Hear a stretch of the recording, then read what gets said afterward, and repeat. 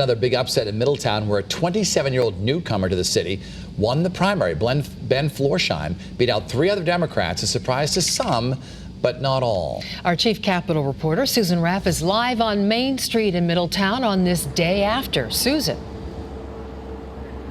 When Mayor Dan Drew decided not to seek re-election, that pretty much set the door wide open. As for what Ben Florsheim has done, well, it is a pretty big deal.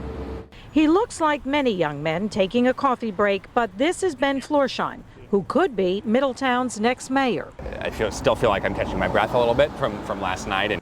Florsheim pulled off a victory in the Democratic primary in a 4-way race against those with a lot more political experience.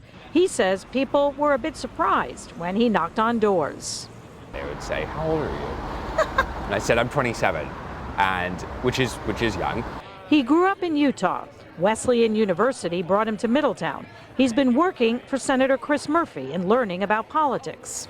It says that a person of any age can do great things, that people shouldn't judge someone based on their age. Florsheim wants to focus on improving education.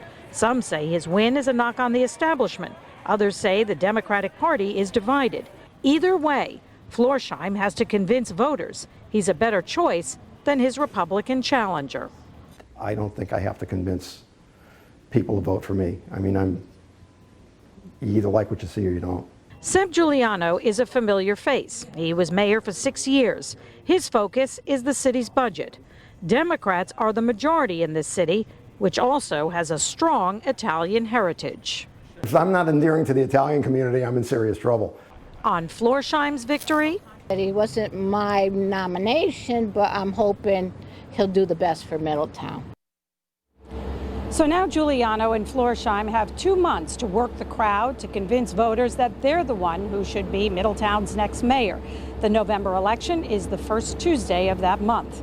We are live in Middletown. Susan Raff, Channel 3 Eyewitness News.